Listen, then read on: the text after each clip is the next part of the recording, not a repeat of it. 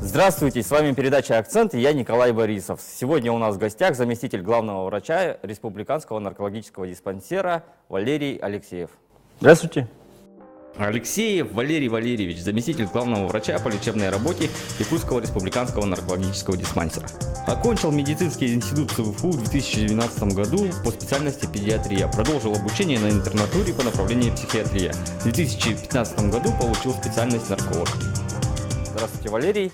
И сегодня мы поговорим о сложившейся наркологической ситуации в республике. Что происходит?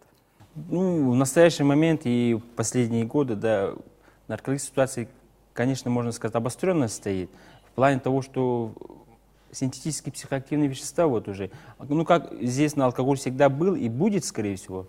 А вот каждым годом все новые и новые синтетические психоактивные вещества. Можно сказать, не как спайсы, в народе говорят, спайсы или дизайнерские наркотики. И с каждым годом, с каждым днем больше молодежи.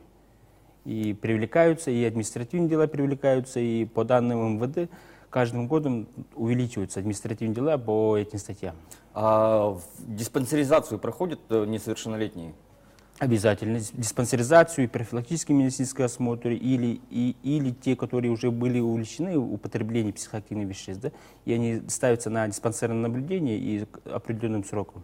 И в это время наблюдается у психиатра-нарколога на режимом. А насколько вырос процент за последние годы и как вообще меняется? Понятно, что алкоголь стабилен, но в то же время по наркотическим. По наркотическим, слава богу, по нашему региону, по республике Саха-Якутия, есть снижение, есть лучшие показатели улучшаются, но это не повод расслабляться, потому что есть такое выражение латентные наркоманы, которые вроде бы нет их, но видно их. Это только сказать можно. Да, какие можно принять меры профилактические, потому что все СМИ фактически очень сильно озабочены этим. Сейчас покупка тех же спайсов, она не составляет особого труда, повсюду в социальных сетях есть специализирующиеся. Не только семьи, и общественность, и в плане правительства, и МВД, если имеется антинаркотическая комиссия, и имеются определенные деньги, предусматривается на профилактику, на диагностические мероприятия, на профилактические мероприятия, которые залаживаются каждый год, вплоть до 2022 года уже заложено финансирование, и это на покупку диагностических материалов, профилактические мероприятия и так далее. А какой, наверное, самый молодой у нас есть наркоман, зафиксированный в республике? От 14 лет. От 14 лет. Но, слава богу, детей нету увлечено. Дети у нас это от 15 до 14 лет, Есть подростки есть. Давайте вернемся все-таки к такой более животрепещущей, наверное, алкогольной теме. Сейчас в правительстве активно обсуждается еще большее ужесточение антиалкогольных мер.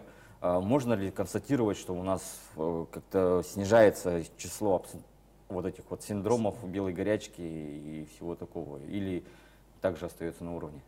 Алкоголь, как сказал, был и будет, но с этими мерами, улучшились показатели по детству и по подросткам. Очень хорошие показатели стали, потому что эти мероприятия прежде всего направлены на детей, на профилактику, на снижение детского и подросткового алкоголизма.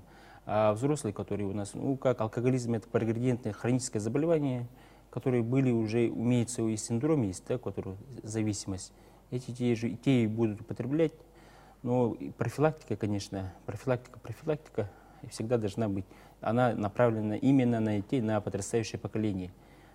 А меры в прошлом году, допустим, тот же боярышник, тот же боярышник был.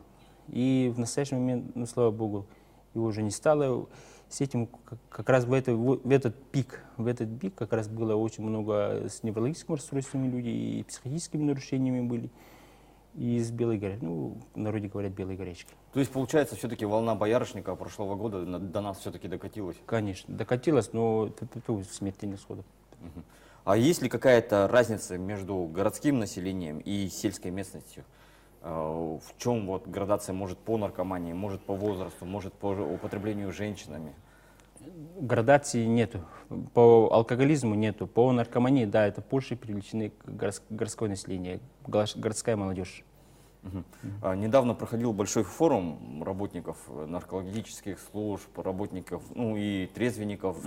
Там говорилось, что по статистике в России больше всего употребляет алкоголь почему-то женщины. В республике можно такое констатировать или нет? Нет. Нет, ну, снижение. Женский алкоголизм был, и показатели, конечно, снижаются, но она есть.